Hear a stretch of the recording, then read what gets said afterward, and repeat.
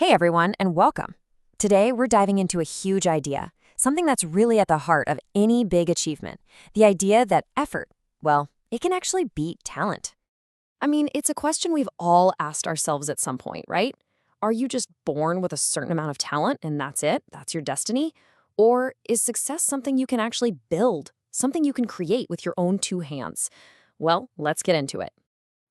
For the longest time, we've all been kind of obsessed with the idea of the natural, the prodigy, right? The genius who just seems to get it without even trying.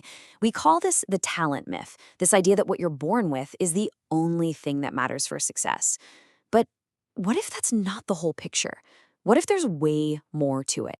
Okay, let's look at some proof here.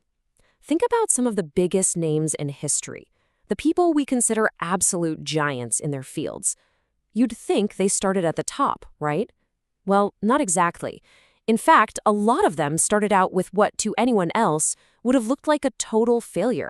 I mean, can you even imagine this? The guy who would become, maybe the greatest basketball player ever, Michael Jordan, he was actually cut from his high school basketball team.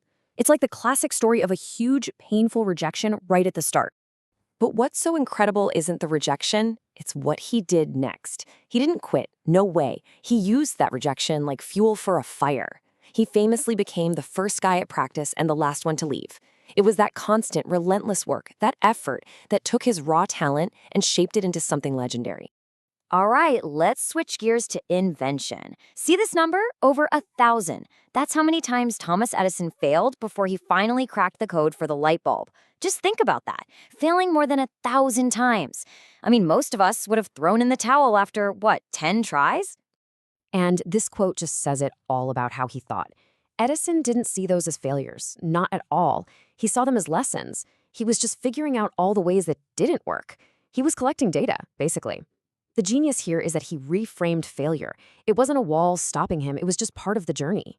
Okay, from science, let's jump over to literature. Long before any of us had ever heard of Hogwarts, J.K. Rowling was a struggling single mom.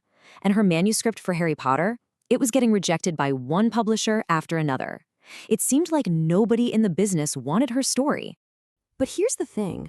Rowling's real magic wasn't just in the world she created. It was in her discipline. She just kept writing. She kept making it better. And she never stopped believing in it. That daily grind, that refusal to give up even when everyone was saying no, that's what finally blew the doors wide open. And you see that exact same kind of grit in a totally different world. Look at that number again, 1,000 plus. That's how many no's Colonel Sanders heard. He was just trying to get someone to license his fried chicken recipe, and he was turned down over and over and over. And the wildest part? He didn't even get started on this until he was 65. His story is just such a powerful reminder that it's never too late. And it kind of shows as a formula, doesn't it? You've got his relentless effort, plus the right timing, plus a product that people actually wanted, and boom, that's what finally gave him traction. See, it wasn't just about knocking on a ton of doors. It was about having something really great to offer when one of them finally opened. So let's recap. We've seen this in sports, in invention, in writing, in business.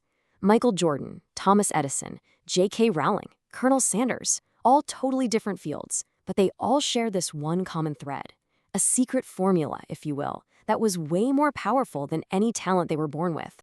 And at the core of it all is this one big idea, the growth mindset. It's this deep belief that your abilities, your intelligence, they're not set in stone. They're things you can grow and develop with hard work. It's a mindset where you don't see a mistake as failure, you see it as a chance to learn and improve. So why is putting in the effort so incredibly powerful?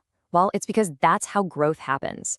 Effort is how you actually build and sharpen your skills. It's how you fix your mistakes. It's what leads to that slow but steady progress you can actually see. And maybe most importantly, it turns every single setback from a roadblock into a lesson. That's how you build real, lasting resilience. Okay, this all sounds great in theory, right? But how do you actually do it? How do you take this idea and put it to work in your own life? Well, let's lay out a simple action plan for you.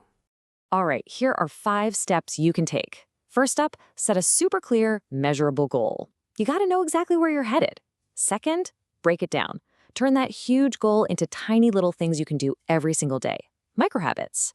Third, get feedback and iterate. Be like Edison. Get info on what's working and what's not, and be ready to change things up. Fourth, and this is a big one, track your progress, not perfection. It's about getting a little better each day, not about being perfect from the start. And finally, number 5, celebrate the small wins. You gotta acknowledge those little victories along the way. It's what keeps the fire burning. So, when you boil it all down, the big takeaway is this. Success isn't something you're just handed at birth, and it's not something you stumble upon by accident. It's something you build. You build it brick by brick with consistent, smart effort. And that really just leaves us with one last, really important question. You've seen the evidence. You've got the mindset. You even have an action plan. So the only thing left to ask is, what are you going to build with your effort?